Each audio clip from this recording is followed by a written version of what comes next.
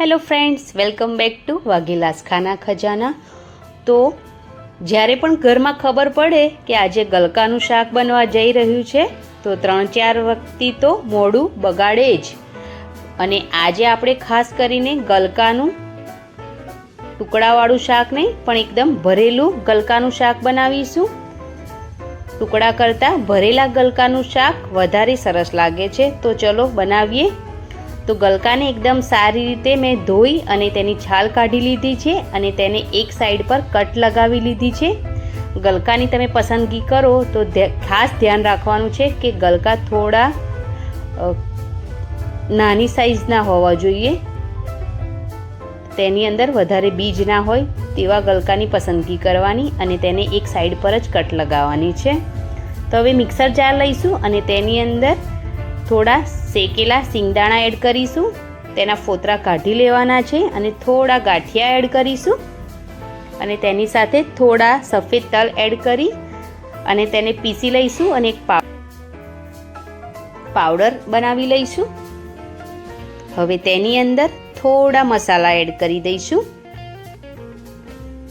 તો સ્વાદ પ્રમાણે મીઠું એડ કરી દઈશું।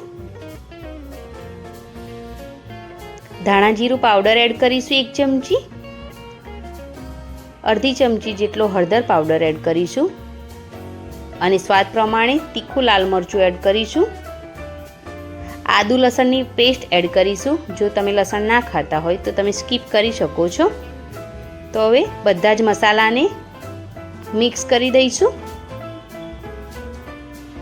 મેં અહીંયા 250 ગ્રામ ગલકા લીધા છે। હવે મસાલાની અંદર 1 થી 2 ચમચી જેટલું તેલ એડ કરીશું, જેથી મસાલો જ્યારે આપણે ગલકાની અંદર ભરીએ તો છૂટો ના પડી જાય, તેટલા માટે થોડું તેલ જરૂરથી એડ કરવાનું। તો મસાલો રેડી થઈ ગયો છે। તો હવે કટ કરેલા ગલકા લઈશું અને તેની અંદર મસાલો એડ કરી દઈશું। એકદમ સરસ વધારે જ મસાલો એડ કરવાનો છે ગલકાની અંદર। તો તમે એકવાર આ રીતે આખા ગલકાનું શાક જરૂરથી ટ્રાય કરજો। સિમ્પલ જે ટુકડા કરીને આપણે ગલકાનું શાક બનાવીએ છીએ તેના કરતાં એકદમ વધારે ટેસ્ટી આ ગલકાનું શાક બનીને રેડી થાય છે અને એ પણ વધારે મહેનત કર્યા વગર ખૂબ જ આસાનીથી આ શાક બનીને રેડી થઈ જાય છે। તો તમે એકવાર આ રીતે ભરેલા ગલકાનું શાક જરૂરથી બનાવજો અને તમને જો મારી રેસીપીઓ ગમતી હોય તો પ્લીઝ મારી ચેનલને જરૂરથી સબસ્ક્રાઈબ કરજો। તો આ જ રીતથી બધા જ ગલકાની અંદર મસાલો ભરી લઈશું।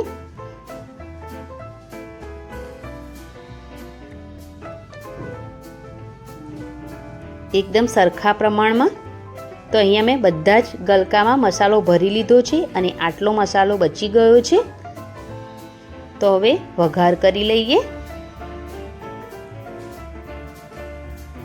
તો અહીંયા મેં કઢાઈને પહેલેથી જ ગરમ કરવા માટે મૂકી દીધી છે અને તેની અંદર મેં અહીંયા 5 થી 6 ચમચી જેટલું તેલ એડ કરી દીધું છે।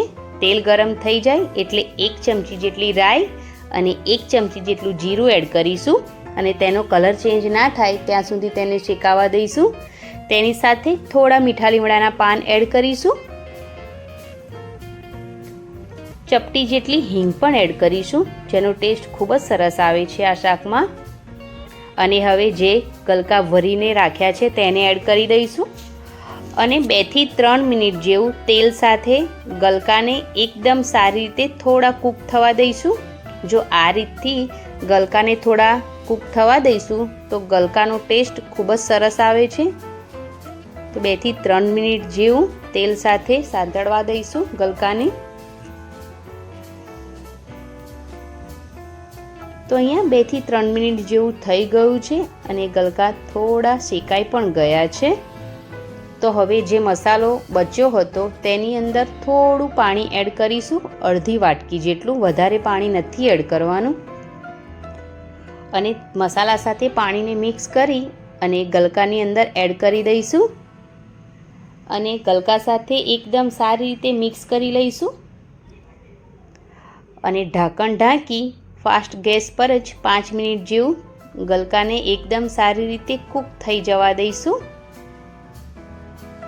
તો ગલકાને કૂક થવામાં વધારે ટાઈમ નથી લાગતો, એકદમ જલ્દીથી ગલકા કૂક થઈ જાય છે. તો અહીંયા 5 મિનિટ જેવું થઈ ગયું છે અને તેલ પણ ઉપર આવી ગયું છે. તો અહીંયા મસાલા સાથે ગલકા પણ એકદમ સારી રીતે કૂક થઈ ગયા છે. તો અહીંયા મેં ગેસની ફ્લેમ ધીમી કરી દીધી છે અને તેની અંદર થોડો ગરમ મસાલો એડ કરી દીધો છે. અને ગરમ મસાલો એડ કરી તેને એકદમ સારી રીતે મિક્સ કર્યા પછી ગેસની ફ્લેમ મેં અહીંયા બંધ કરી દીધી છે. જો તમારી પાસે ધાણા હોય તો તમે થોડા ધાણા પણ એડ કરી શકો છો અત્યારે. તો રેડી છે ગલકાનું શાક. તો તમને જો મારી આજની રેસીપી પસંદ આવી હોય તો પ્લીઝ મારી ચેનલને જરૂરથી સબસ્ક્રાઈબ કરી લેજો. લાઈક કરવાનું બિલકુલ ના ભૂલતા. કોમેન્ટ કરીને જરૂરથી જણાવજો કે તમને મારી આજની આ રેસીપી કેવી લાગી અને આ વિડીયોને વધારે ને વધારે શેર જરૂરથી કરજો. અને પ્લીઝ મારી ચેનલને જરૂરથી સબસ્ક્રાઈબ કરવાનું ના ભૂલતા. તો મળીએ એક નવા વિડીયો સાથે. Thanks for watching. Bye bye. Take care.